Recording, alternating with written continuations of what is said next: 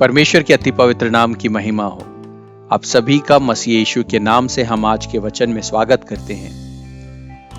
मरकुस का सुसमाचार उसका 5वां अध्याय उसका 32वां वाक्य ऐसा कहता है, किंतु यीशु चारों तरफ देखता ही रहा कि ऐसा किसने किया। इन अनुग्रहित वाक्यों से हमारे आज के मनन का विषय है, यीशु हमें ढूंढ रहा है। प्रियो, हमारे मसीह के देखने के अलग अलग मकसद होते हैं। मंदिर के प्रधान याइरोस की 12 साल की बेटी जब अपने घर पर मरने की अवस्था पर थी, तब याइरोस ने प्रभु से उसकी बेटी को चंगा करने के लिए घर आने को कहा। उसी यात्रा में जब कई सैकड़ों लोग यीशु को घेरे हुए थे, उसी बीच में प्रभु के पहने हुए कपड़े के कोने को छूकर चंगाई पाने वाली स्त्री कौन है, ये जानने के लिए यीशु पलट कर देख रहे हैं। एक बड़ा जनसमूह जब चारों तरफ यीशु को घेरे हुए है, तब यीशु मसीह कुछ व्यक्तिगत लोगों को ढूंढ रहा है। प्रियो, क्या यीशु मसीह को ढूंढने वालों में से आप एक हैं?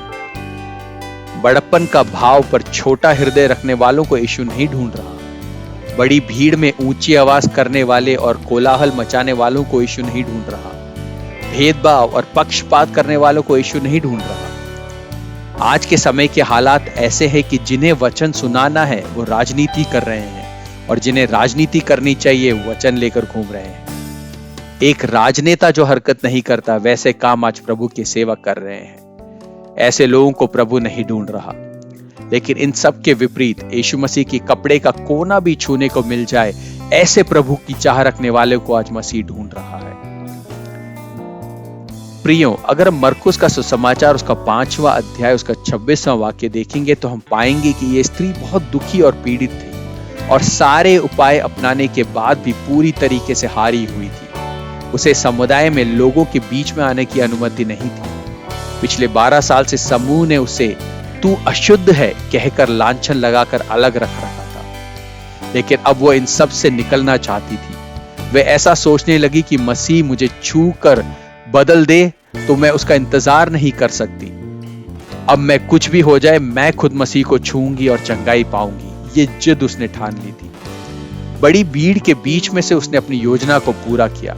उसके विश्वास के अनुसार ही उसी पल उसकी दुर्बलता जाती रही और वो पूरी तरह चंगी हो गई।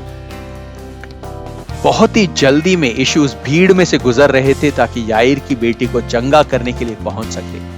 लेकिन उसी वक्त एकदम वो रुक गए और उस भीड़ से पूछ रहे हैं कि किसने मुझे छुआ।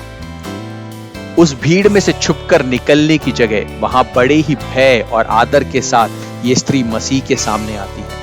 वे अपने समाज को यह जता देना चाहती है कि अब तक जिसने उसे अशुद्ध कहा था, वे जान ले कि अब वो शुद्ध हो गई है।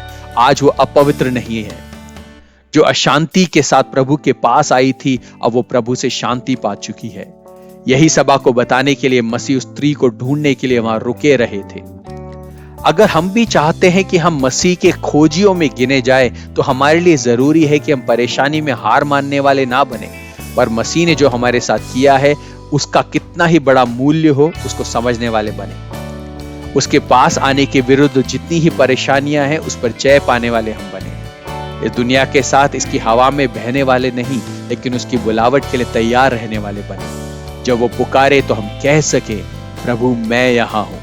इस तैयारी के साथ हम प्रभु की बुलाहट का इंतजार करें। हमें वो पुकारे तो हम तैयार रहें। आपका दिन आशीषमयी हो। जय मसीह की।